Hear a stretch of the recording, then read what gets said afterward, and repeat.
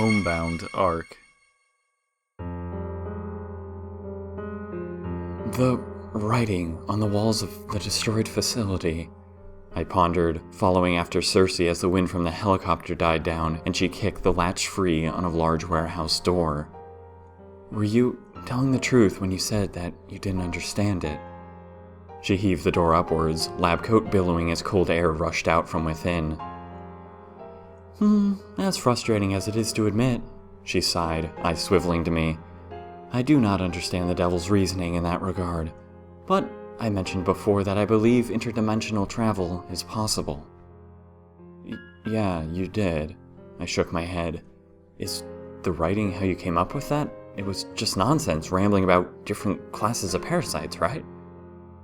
The reason I hypothesized that interdimensional travel is possible, Circe nodded, rummaging through several old boxes that smelled of rusted metal, is because time travel is not.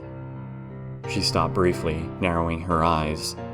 And those things on the wall consist of things I've written before, and answers to questions I'd only just begun to formulate. A log with information on parasites? I followed behind her as she tossed a black taser into my hands. You think the devil filled in your missing details? How? And why? Wouldn't that only benefit you? It does only benefit me, Circe agreed. That is why the behavior confuses me. I hate it when I don't understand an opponent. Parasites are mortal. This has always been a fact, but exploiting their weaknesses has been something we desperately lack information on. She pulled out several strands of wires and began weaving them together. For the devil to give me this information, it begs the question of whose side it's on. Humanity or the parasites.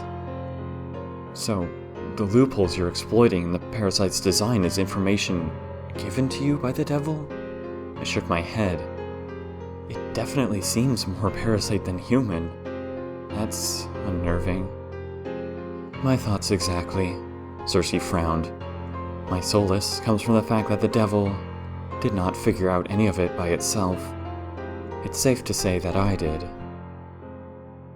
I blinked slowly. The writing on the walls starts as a direct copy of my facility journal, she continued, word for word, right down to the small grammatical mistakes, of which I don't make many. However, I stopped writing as soon as the facility was destroyed. I was far busy with you in 12. Right, I nodded.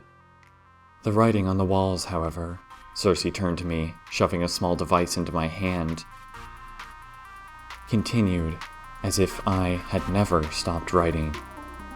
It's a speculation, but a well-supported one, to say that there exists a dimension in which the facility was not destroyed. One in which I never stopped writing, never stopped experimenting. And you think the devil was able to transfer that information into this dimension somehow? I thought carefully. Did you copy down the information it wrote into your own notebook? Well, that's the paradox, isn't it? Circe nodded. If the devil copied down my notebook word for word, and I filled my own notebook with my own writing in this dimension, the timeline in which I discovered the information for myself is now obsolete. It no longer needs to exist for this information to permeate all other timelines. My eyes widened. Wait, what if... I looked at Circe. What if it's more than that? She closed the warehouse door again, barely even looking at me. It's not the timeline that doesn't matter anymore, I continued, trying to catch her gaze.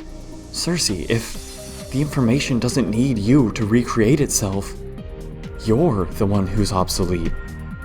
What if your existence is what's being undone?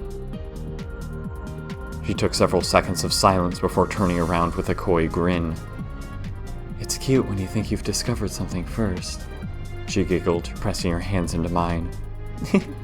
I said I didn't understand the devil's thinking, not the consequences. I've already put a plan into motion to counteract those. She leaned forwards, but I shook my head lightly, pushing her back. What? I staggered. You're saying You think that if you... Oh, don't make me sound desperate, she giggled. I'm not going to say it out loud. You figure the devil is working with 12. I narrowed my eyes. If she wants me, I must be important to the timelines, even if they don't need you. They can't erase you if... Well, if you need me, she cooed. Jesus H. Christ, I sighed. That's pretty low, even for you, Circe. You're using me on so many levels, I'm beginning to think you're the one person I don't need. She laughed warmly, fishing the helicopter keys from her pocket and tossing them behind her back. Oh, don't flatter yourself, she giggled. I'm not some helpless leech that needs you to survive elimination. Her heel stepped on my foot, causing me to trip and stagger before her hand yanked me back up, her fingers interlaced with mine, smile spreading. Don't you feel this? She whispered, flushing. You've got some serious main character syndrome, Jonathan. Thrust into a world where the devil has plans for you. For the first time in my life, I feel like a side character, someone important, who's shown up a few seasons too late. Her smile fractured across her pale skin, red eyes igniting. But I am not a side character, Jonathan, she giggled. I will find the source of this story, the god of this universe, and I will put a bullet in the back of their head. Our meeting is not fate, John. It was scripted by a meticulous hand. I will find that hand, the one that governs the world around you, and I will follow it to the top. I care not for the devil. It is a fallen angel. I must swat. Circe Parsons. I'm gunning for God. I felt the air chill, her figure quavering with excitement as she pressed yet closer. Alone, I could never do it, she swooned. But this shared timeline, us together, can't you feel it? This was meant to be together. We will not only bite our creator's hand, but we will slice it clean off. Whoa, I cringed in pain. Circe, chill out a bit. You alright? Her static-filled irises frazzled with elation, hands clenched so hard around my own I could feel tendons shifting out of place. Several seconds of silence passed before she suddenly blinked heavily, shaking her head and loosening her grip. The static faded from her retinas. Sorry, she staggered. Sorry. Let's just focus on the task at hand, I stammered. Killing 12 and the devil, and, not killing me in the process if possible. Yes, right. She nodded slowly, rubbing her head with one hand. That sounds good. Thank you, John. I do apologize. I am aware I have a bit of a god complex at times. I went to scoff and make a remark, only to stop as I saw how she seemed genuinely distressed. Oh, that's fine. I laughed. You're just excited. I wish I was as confident as you. Don't worry about it. I get excited, yes, she echoed slowly, taking a breath. Yes, okay, let's go. My eyes narrowed in concern as she shook her head and started towards the helicopter. As I went to follow her, however, she suddenly stopped again, eyes staring at her feet. Whose side do you think I'm on, Jonathan? She whispered. I was stunned for several seconds, rephrasing the question several times in my own mind. Side? I repeated slowly. Humanities, right? I don't understand the question. Humanities. Yes. She whispered to herself. I want humanity to survive at all costs. I think I agree with you.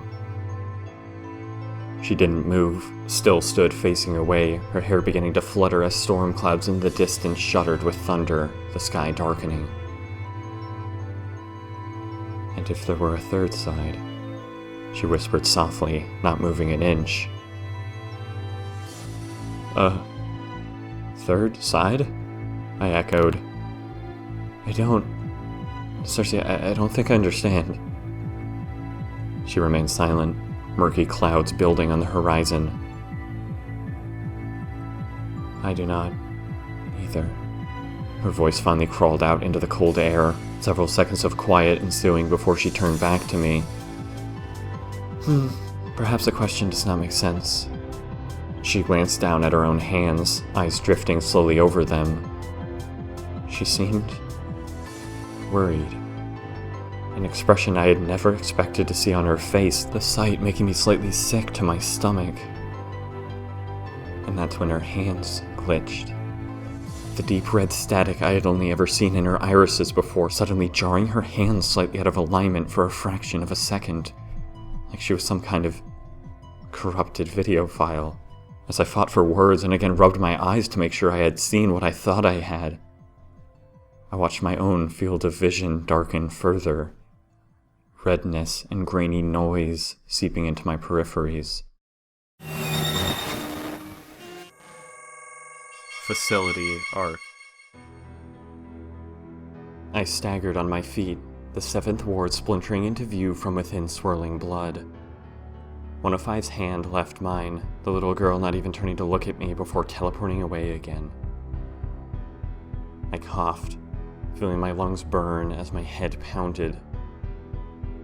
My gaze slowly turned to see 52 on her knees, one visible eye fixed on the floor as her arms draped limply.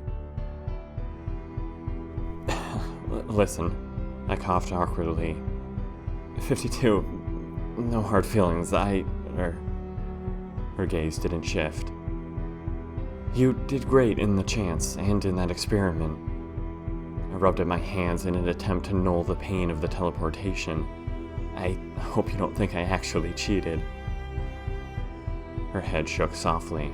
3-fold repetition requires that both players have the exact same set of legal moves 3 times. She mumbled.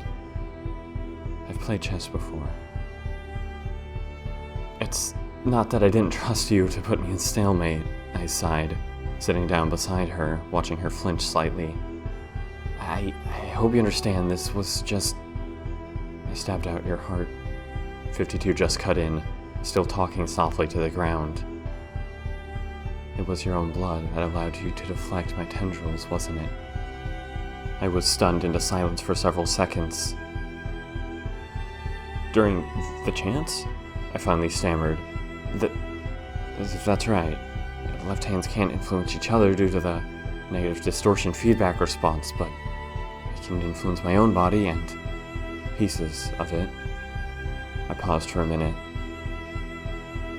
Well, it sounds kinda gross when you say it like that. I chuckled, but, well, clearly I put a lot of thought into everything, I guess. Because you kinda suck. 52 nodded softly. What? I cocked my head, laughing. If that's the conclusion you want to come to from all that, I guess. You're not strong, 52 continued, finally looking at me with curiosity. At all, so you need to make up for it with elaborate plans. You need to think about things more to make sure you don't suck at activities that are easy for the rest of us. You're basically a giant nerd. I laughed hysterically. That's a pretty good description, actually, and my feelings are only a little bit hurt. Well, if it works. 52 struggled to her feet, dusting herself off. I guess you beat me, which is, a first. She seemed to have to fact-check that last statement in her head as if still not entirely convinced of it. Well, yeah, and not that you weren't horrifying and all, I nodded, standing up beside her. But if we're being honest, things are only going to get harder from here on out. Higher classes and higher stakes, that means more elaborate plans, and as you said, I can't exactly rely on my sheer strength to not die. She brushed her hair away from her eye, folding her arms. Sucks to be you. She half nodded, half shrugged. Good luck with that. Well, aren't you just a bucket of fun? I shook my head. Well, 52, you're free to go back to your ward. The main point of all this was to not kill you, and to prove a point, I guess, so as long as you promise to continue not dying, you can consider us even, alright? She blinked, arms remaining folded. No, she spoke unenthusiastically. No, I questioned. Mind elaborating a bit on that response? No, she just repeated, somehow even more deadpan than the last time around. She remained firmly planted. I think I'll stay with you. She nodded, face still frozen in its resting frown, her arms crossed. The rules clearly state that the loser of a chance will be subjected to a penalty test designed to take their life. She shifted her weight, frowning. I should be dead, she continued. The chance rules are Law 76. I won't have you bastardizing them. We're not even until you kill me. Whoa, I shook my head. No, 52, what the hell are you talking about? The chances are bullshit. Listen, you don't owe me anything, and I'm sure as hell not going to kill you. Then I'll die for you. She nodded, still frowning, yellow eye narrowing to a slit. The chances are what I live by and what I live for. For me to continue fighting is against the rules. Fuck the rules! I hissed, completely taken aback by all this. You do realize that Dahmer is a fucking psychopath, right? There is nothing honorable about playing her game. 52 just shook her head. You wouldn't understand. She brushed her hair away. You're new here. I happen to like this system, and I don't care if you don't understand. Many other people share my view 76, and they would hate me if I continued living after losing a chance. I wouldn't be able to face them. Her hands dropped to her hips, her hair flopping in front of her eyes. So just give me an order and I'll do it, she hissed. So long as it ends in my termination. Is there someone you want dead? Someplace you want me to go? Ooh, make her kill 8. A voice chimed in, a lanky form crossing her arms as she leaned against the doorway. She's starting to bug the fuck out of me. I turned to the figure, seeing that it was O2. A cocky smirk splashed across her face. I sighed, shaking my head. No one is killing anyone, I rolled my eyes. Nice of you to join us, O2. Mari wanted me here, she shrugged, steely eyes ice cold. But you better talk fast. My chance is going to be any minute now. It'll be hard to talk to me after one of those fucking daughters shows up and teleports me. Right, I nodded, quickly stepping back to face both 52 and O2. First of all, I have to come clean to you, Alex. 52's eyes splintered wide, stance rigidifying. I know your name because I've already read all about you. I continued. It would seem that Mari and I happened upon a log of information on the long-standing subjects in here. Sort of facility journal. She just grew paler. That's how I was able to predict your tactics during the chance, I explained carefully, and discover loopholes in the 5th class parasite. Oh, I knew you weren't actually smart, O2 snickered. Is there another journal to teach you to breathe for yourself? The point, I hissed, ignoring O2's quip, is that I also know much more about you, Alex. Before you arrived here. Alex looked like I was twisting a poison blade into her chest, blood streaming so fast from her face it looked like she might faint. She shook her head.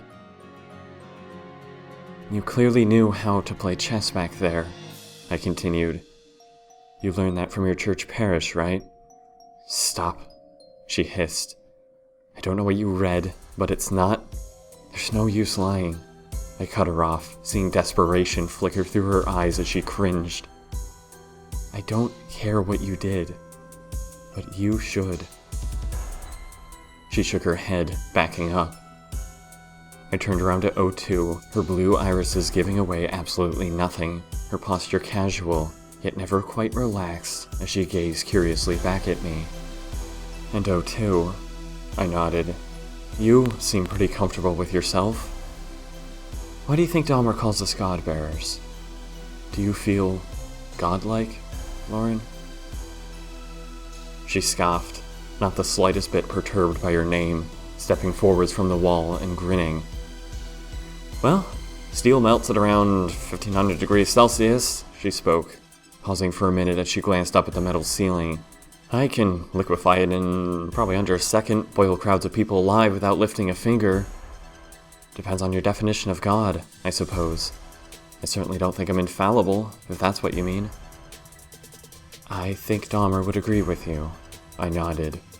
But in that case, those are pretty loose definitions to apply such a powerful label to.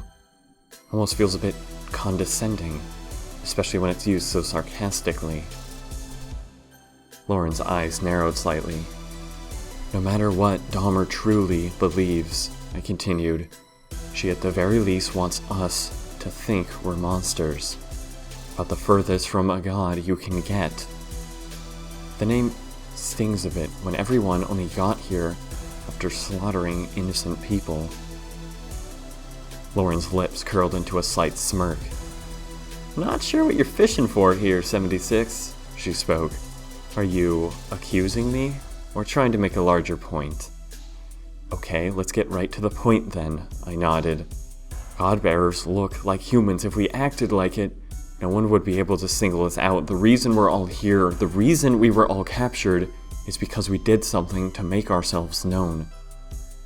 Maybe I had a magic show going on, Lauren smirked. Telekinetic. Card tricks. Maybe that's how they found me out. Cut the shit, I snapped. You wanted me to get to the point, here it is. You killed innocent people, Lauren. Alex, too. Everyone in here did. No god-bearer that didn't abuse its power would ever be hunted down so relentlessly. Innocent is a relative term. Lauren laughed, far more lighthearted than Alex, who seemed to be growing weaker with every word. I'm sure certain people would thank me for what I used to do. You don't believe that. I spoke sternly. You wouldn't be here if you did. Lauren frowned.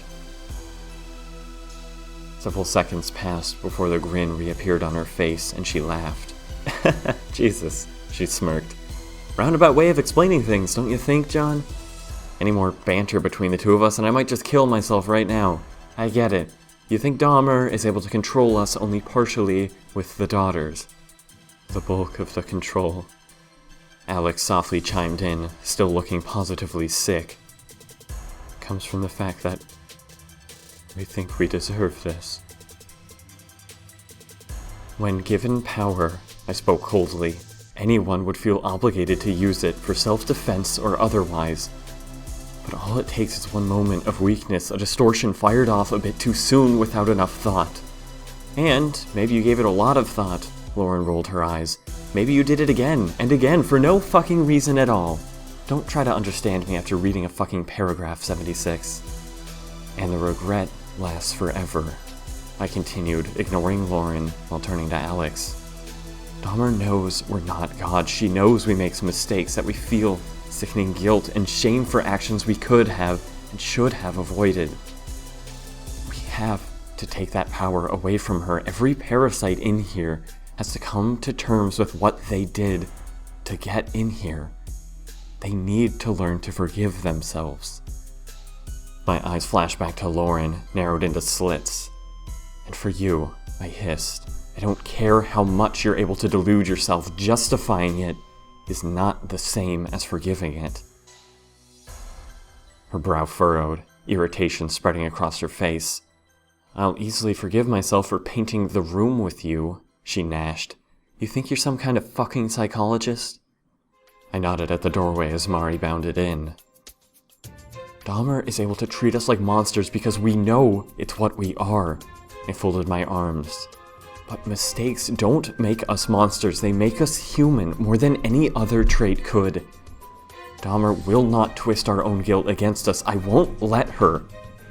I will make everyone in here own up to what they did, no matter how wrong. Brilliant fucking plan, Lauren scoffed. So, the first step in that goal was getting us to accept our human names, the names we had prior to coming here. That's why you demanded Dahmer include our real names on the roster. Your next step will be to have her include information on our past crimes. The illusion of control is what Dahmer is best at. Mari held up her clipboard, nodding. It will also be her downfall. This is the plan John and I believe is best for salvaging this timeline. Like it or not, I looked to Mari before addressing Lauren and Alex. You two are both in on this now. I need you to spread this message exactly like I have. Make deals if you can, gain more supporters. If John and I are killed, Mari scribbled quickly. I used to believe this timeline would end at that. But we now believe my goal as God is not to alter individuals but to implant an idea. In the event of our deaths, we will need to be assured the idea will continue to spread. Oh, God, huh? Lauren leaned back. You really think so? John and I were just discussing that label. A bit ironic. Don't mind that. I shook my head. Focus on the point. Do you understand? We need you. All of us need to work together to ensure this spreads. Do I have your word? Lauren, Alex. At this point, all of us are completely dispensable. Our lives are tokens to be bargained if it helps spread the idea. Nothing is taking it too far.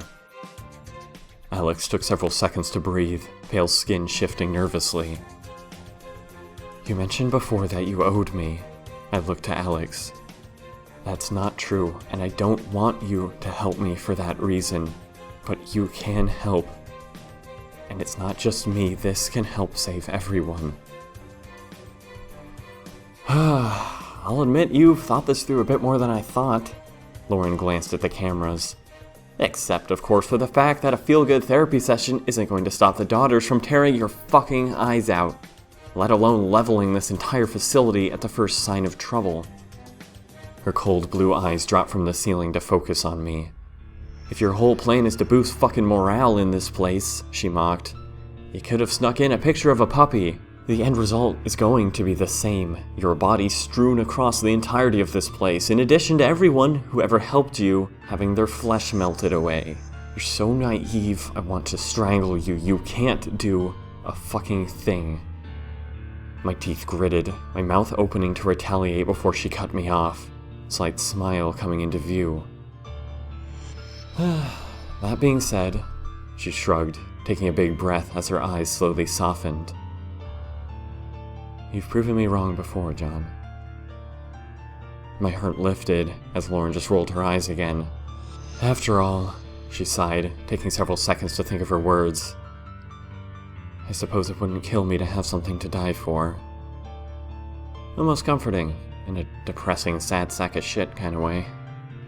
104 flashed into view from a mass of bloody sinews, red eyes unblinking.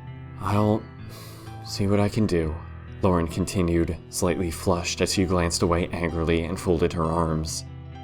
But when this whole thing goes to shit, I'm gonna use my last breaths to take her head off and shove it right up your ass.